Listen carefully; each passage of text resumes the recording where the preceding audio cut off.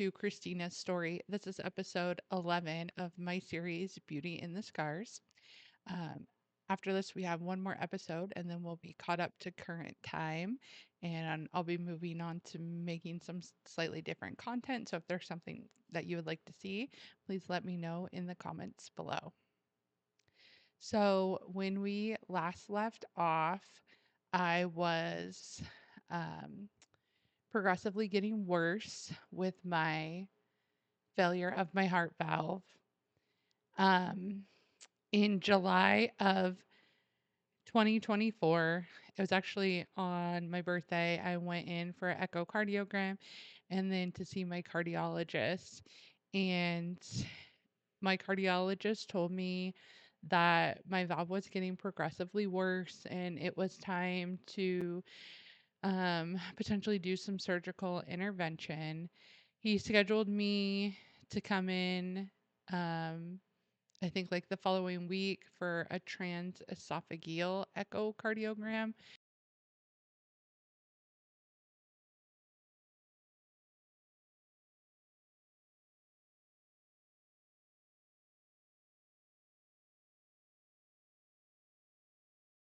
where they sedate you and put a camera through your throat to get a better look at my heart. So I came back in for that outpatient procedure. And based on the results of that, they scheduled me to come in the next day for another outpatient type of procedure. I can't remember exactly what it was, but I think it was something where they were going to go in and maybe test the pressure, something like that. So I checked my portal and it was a right heart catheterization procedure. Um, but I had to go in and be sedated for another procedure the following day. And then I was scheduled shortly thereafter to go in and meet with the surgical team.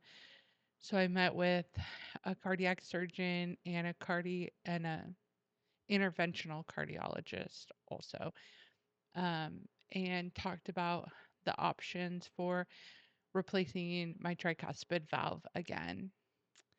So the cardiac surgeon let me know that in my lifetime I could have one, maybe two more open heart surgeries because, as you'll remember, I've already had two open heart surgeries at this point, and they've both been very difficult on my body.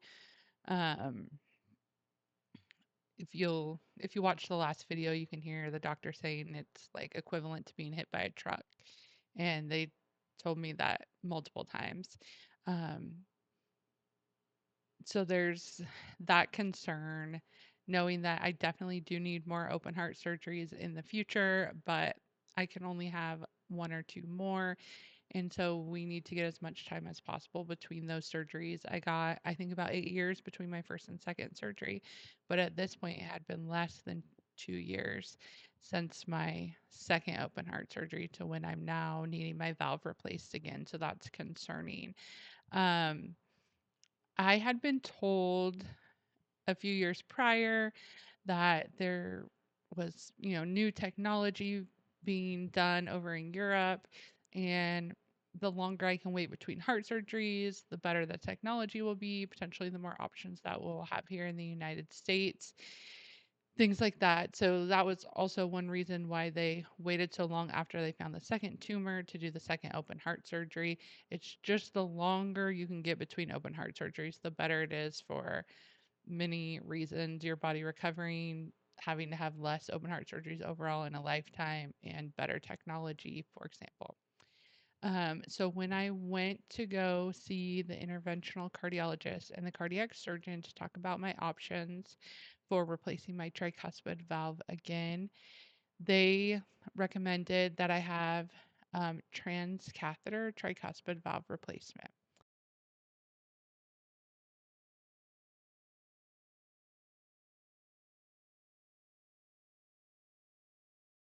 I'll insert some information about that, but it is essentially they go in either through the groin or they can also go in through the neck, depending on what's best for the patient, and they can insert a artificial valve into your valve that's already been replaced with a tissue valve, so like a bovine valve.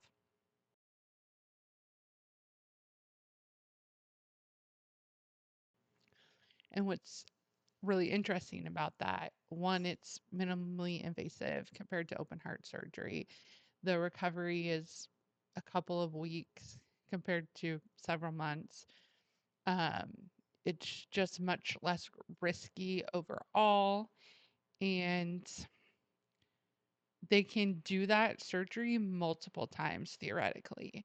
So when they replaced my first, they were the first open heart surgery, they repaired my tricuspid valve. The second time, they replaced it with the bovine valve, and they replaced it with the largest valve that the Edwards company makes, which was good because that meant when they would go in to put in an artificial valve, they could put in a pretty large one. Because if that valve at some point stops working, they can go in and put another artificial valve inside of it, a smaller one, and they can do that multiple times, vastly prolonging the time between open heart surgeries. Eventually, the passageway gets too small, and I'm explaining this like very crudely. I'm not a medical professional. But like when it gets too small, then we would have to go in and do open heart surgery again and put in another tissue valve and then start over again. But I just kind of think of it like the little Russian stacking dolls. They can just keep putting them in there, and that could buy me a lot of time before I would need another open heart surgery. Although that I have been told I will eventually need another open heart surgery. So at this point, we're just buying as much time as humanly possible before I would have to do that again. So, my sister was pregnant with her first baby, and I was really looking forward to having this surgery done before the baby came because I wanted to be like an active auntie and be able to be there for the birth and all of those things. And I'm mentioning this because I was throwing my sister a baby shower. And so when they were talking about scheduling me to have this transcatheter tricuspid valve replacement surgery, they call it TTVR, um, I wasn't going to be able to travel for a little bit after, so they were going to schedule it for after the baby shower. So we scheduled the surgery for September 2024 was when it was going to be. Um, and I planned everything. Everything was ready. I took the time off work. Um, flew to California. Was there. Actually, I drove with my husband to California um, for my sister's baby shower.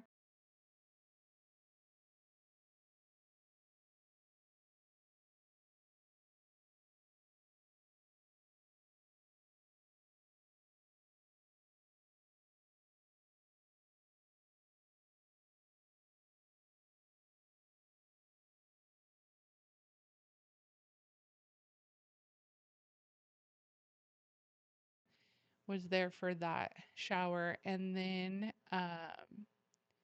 while I was there, I was supposed to be coming home and having my surgery a few days later.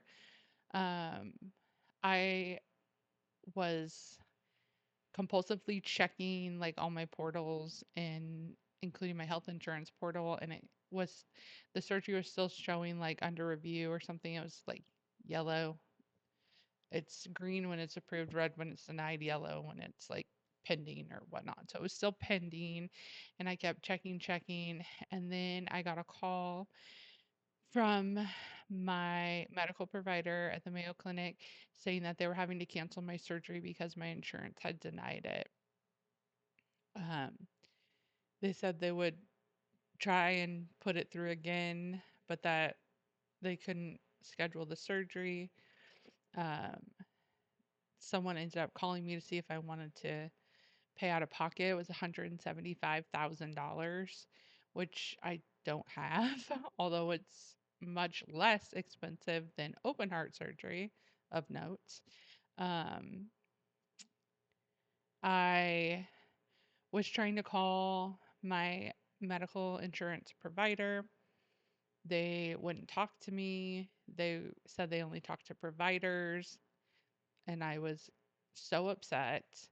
and so frustrated. Like, I pay these premiums every month and you won't talk to me about why you're denying a surgery that I need to save my life. That's wild. Eventually, I got a letter that said that they denied the surgery because it was experimental. Although there were multiple hospitals in the United States and in my area already performing this surgery, they had performed it even longer on like mitral valves. Its tricuspid valve isn't replaced very commonly, so it was done much less on tricuspid valves, but it was a surgery that was being done by major medical institutions. Um, and so I came home from that trip. I had called my boss, said my surgery was canceled, and I didn't know what was going to happen. Um, I was, as you know, progressively becoming sicker and weaker. And I ended up the so I was supposed to be off work for the surgery, but then the surgery was canceled, so I was supposed to go into work into the office, and I reached out to my boss and was like, I cannot even walk from the parking garage to my desk. I need to get an accommodation to be able to work from home. I'll contact the people that do that. And he was like, it's okay if you need to work from home now. If we can deal with that later. So I was planning to work from home that day, and I just could not get my breath. I was so weak. Um, and I contacted my medical provider, and they told me that I needed to go to the emergency room. They actually wanted to send an ambulance for me because my oxygen was like in the 70s, but I refused. I said, my husband will be home from work in a few hours. My husband got off of work at like 10 o'clock in the morning back then. I said, my husband will be home from work in a few hours. I'll have him take me. I need to shower. I need to get ready. Like, I was not about to get an ambulance. Not saying that was a wise choice, but I'm stubborn and I was not going to do that. So I took a shower. I packed a bag. And I always think in my head, like, I'm overreacting. They're going to tell me there's nothing wrong with me and send me home. But my husband took me to the emergency room. My oxygen was very low. I was very sick, and they admitted me. And I was in the hospital for something about 2.5 weeks.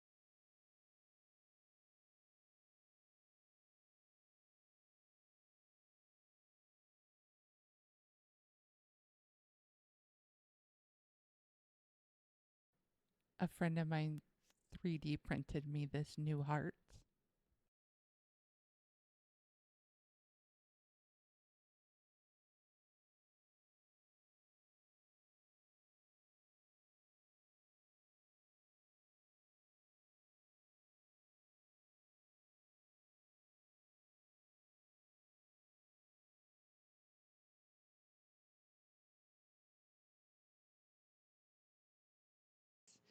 Um, Several things happened during that time period.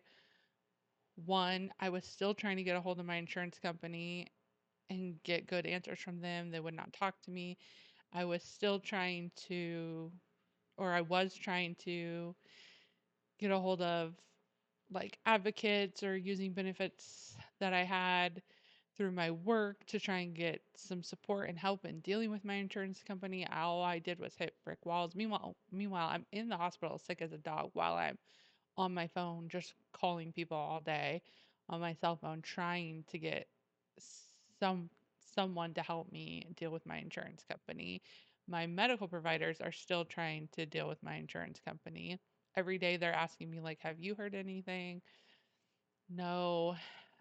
Um, they don't know if my breathing issues are a lung issue, a autoimmune issue, a heart issue, which they're all connected but also separate at the same time. So it's very complex to source the cause of a lot of my symptoms at times. So they're trying to see is is this a heart issue? One. So they're trying to diurese me, have me on IVs. At this point, so I had lost 100 pounds to have my open heart surgery. At this point, I've gained about half of it back, so I'm up like 50 pounds. A lot of that is water weight. Not all of it, of course. And it doesn't even matter. It's just my weight was way up. So they're diuresing me. That's working. I'm going to the bathroom. I'm expelling a lot of fluid. That is not improving my breathing. So they want to put me on prednisone and they want to put me on a lot of prednisone. And I have successfully avoided ever being on prednisone up to this point. It's a very common treatment for lupus, but it has a lot of side effects. And I have really, anytime that they talked about putting me on it, I was just like, no. But I really didn't have a choice at this point. I couldn't breathe. So they put me on um, like 60 milligrams of prednisone to start. Um, and immediately my blood sugar went through the roof. I've never been on insulin. I have had type 2 diabetes since I was like 26 years old, but it's managed with diet. I don't never had to be on insulin. I am very careful about my blood sugar. Um, I know what can happen when diabetes is unmanaged. I'm not trying to have any of those issues. So, they gave me my first dose of prednisone, then they came in to check my blood sugar because I'm type 2 diabetic. They check your blood sugar regularly in the hospital, even if it's always good or normal. And my blood sugar was like in the 400s. And they were like, "What did you eat?" And I'm like, "What you fed me." I'm on a very strict diet when I'm in the hospital because I'm on a diabetic diet. So low carb, low sugar. I'm on a cardiac diet, so low fat, low sodium, and I am always on fluid restriction. So you might be able to imagine on already a not very exciting hospital menu, my choices are very, very limited, needless to say. And I do stick to the hospital diet when I'm in the hospital. The only thing that I might have additionally sometimes is I'll have my husband bring me fresh fruit, yogurt so that I can have healthy bacteria so I don't get infections when I'm in the hospital. And the hospital yogurt is like not, it's like crap. It's not healthy yogurt.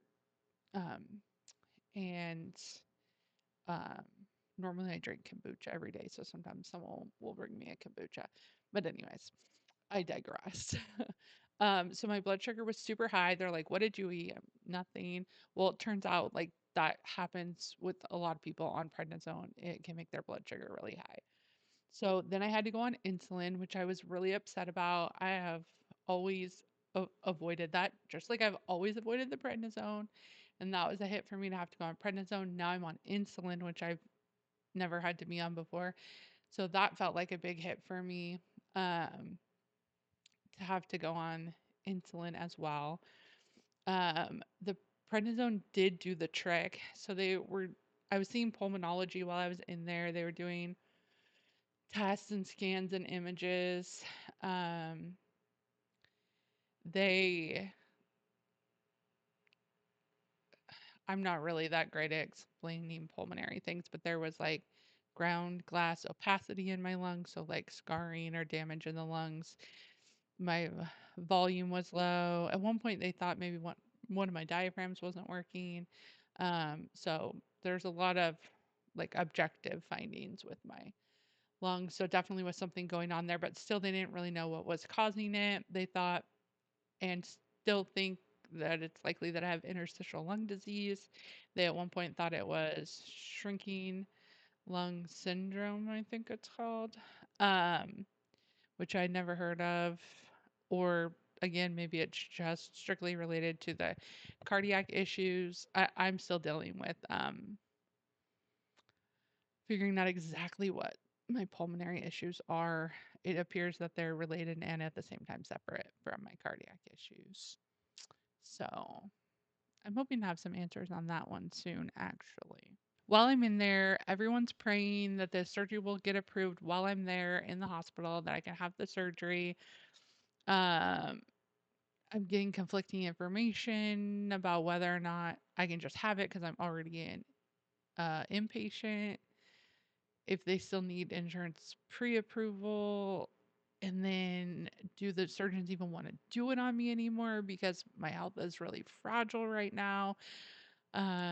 Ultimately, after about 2.5 weeks, I was discharged without having the surgery, which was super heartbreaking.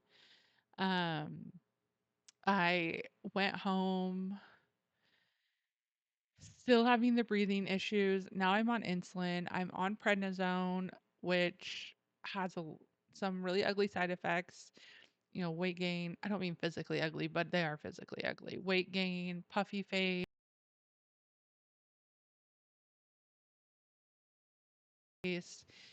like it's steroids, so your emotions are like a little cuckoo cuckoo.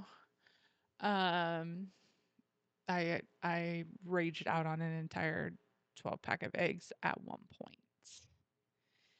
Um, I can't sleep.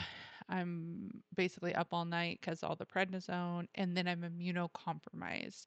So I'm pretty much stuck at home. I didn't work for 6 weeks. Um, I couldn't go out and be with people. And this is a story for another day if I ever even decide to tell it. But I was um, dealing with a narcissistic friendship that was um, crumbling now that I was not fun anymore because I'm sick. And that person was actively isolating me from others, telling people that I didn't want to be contacted, and kind of using that time that I was immunocompromised to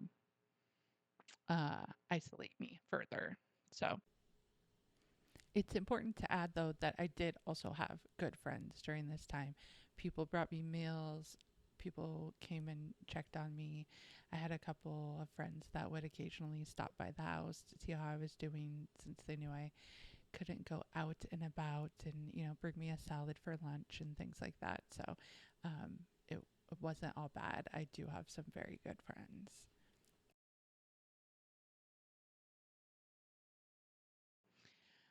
There's that. Um,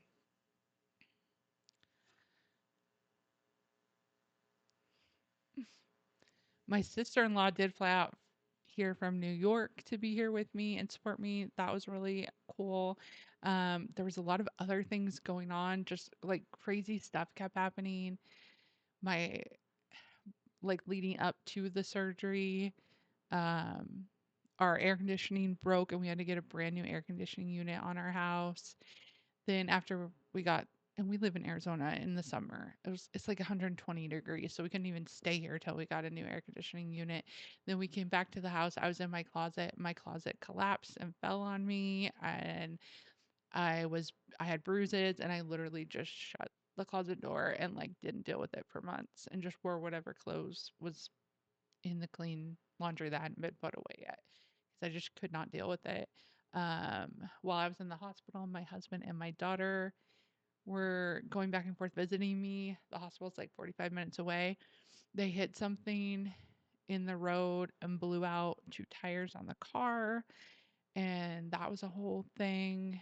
Um, the battery died on. It was just like nothing major, but like kinda, and like on top of each other, on top of each other, on top of each other. Plus these friendship issues I was having, and being isolated, being sick, having my um surgery canceled. My sister's about to have her baby and I want to be there for her, and just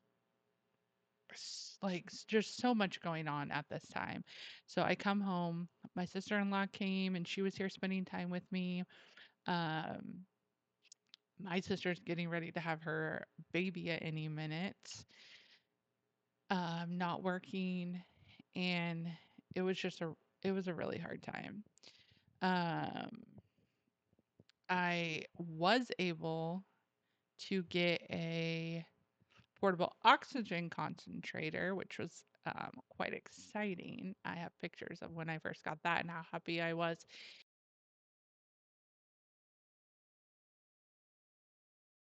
because I'd be able to walk around and things like go for a walk and not have to carry a big oxygen tank. And so that was very freeing. Plus, I could fly with that, and you can't fly with like the tanks. So, wanting to be there when my sister would have her baby, that was really important to me. I also forgot to mention that my nephew was born, which was very exciting. Then the next day, my grandpa on my mom's side died. And the day after that, my grandpa on my dad's side died. So, like, these life events and hits just were coming in one after another.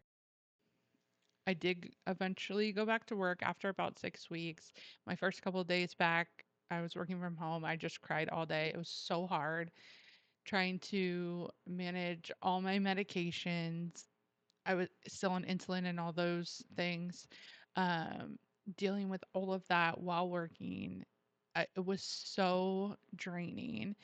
And then when I had to go into the office, just like getting from my car to my cubicle was like, I don't know, a whole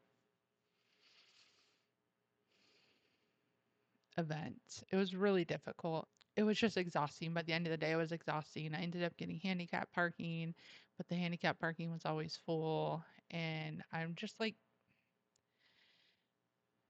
not a person that likes to be held back. So I was just really struggling. I wanted to be able to do so many things, and I was like progressively losing those abilities. I was doing a little bit better than I was before I was on the prednisone, but also not because I was just having different issues from the prednisone of my, you know, face being puffy and trying to lose weight and really struggling. So that was difficult. I mean, they did slowly taper me back to a more reasonable amount of prednisone, which then I was able to get off the insulin. Another story I forgot to tell was that I did travel home to be with my family for Christmas. And when I was there, my niece was coughing a lot. And she said she wasn't sick. She just had a cough from when she was sick before. But I ended up getting sick. My husband and I went on a little anniversary trip and both got sick and came home, had low oxygen, had to go to the hospital, spent a week in the hospital and was diagnosed with influenza A, but I was just in such a weakened state that my body just could not handle it. So spent a week in the hospital recovering from that. They were able to taper me down off to a more reasonable dose of prednisone so that my breathing was still stable, but I didn't need to be on the insulin anymore. So that was good to get off of that.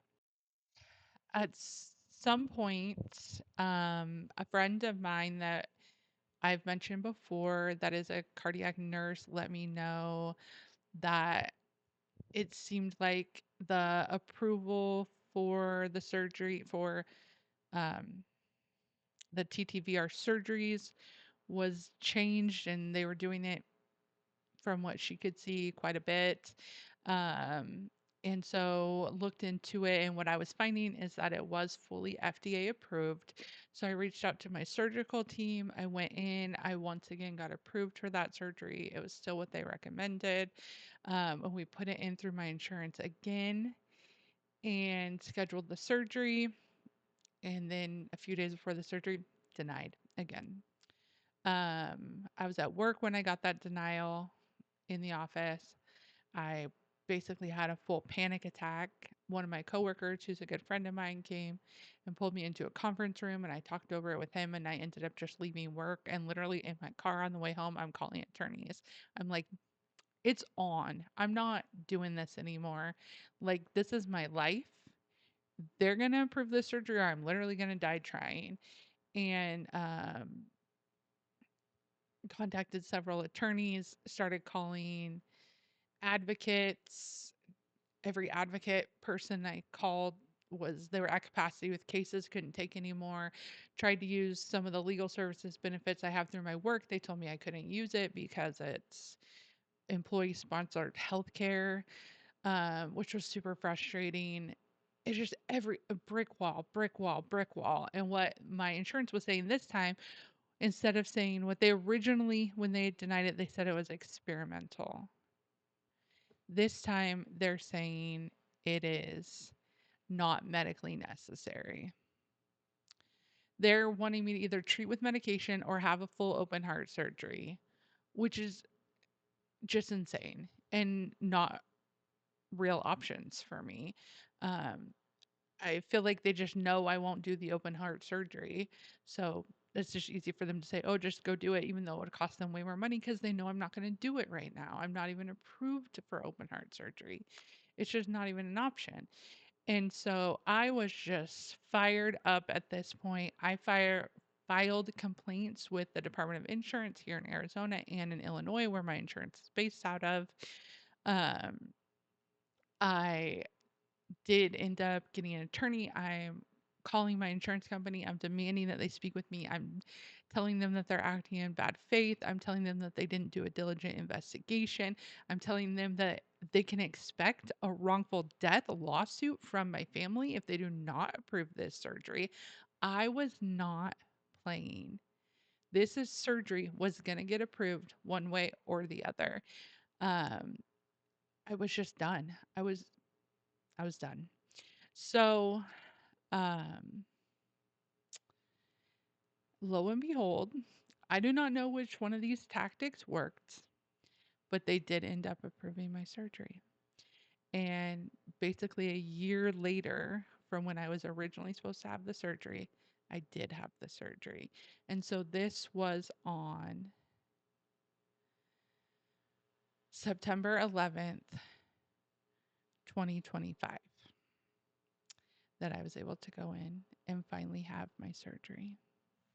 In my next episode, I'm going to tell you all about the surgery and my recovery process from that point until today, including my second round of cardiac rehab.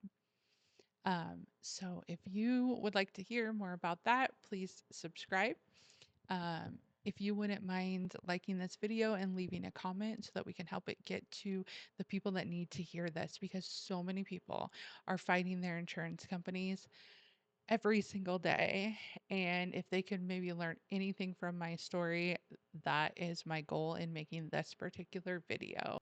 If you have any recommendations for a video you would like to see once I wrap up this current series, Beauty and the Scars, I'd love to hear your recommendation, and I will see you again soon. Bye. If you'd like to find out more about how I navigated my faith during some of these difficult seasons, I have several articles over on my Substack, which is also called Christina's Story, where I go more into depth about how I navigate my faith and my relationship with Christ as I'm going through some of these difficult seasons. I talk about things like navigating friendships, navigating people not understanding what you're going through with chronic illness, and when prayers seem to go unanswered, for example. So if you would like to hear more about that, you can go check that out over on my Substack. Thank you.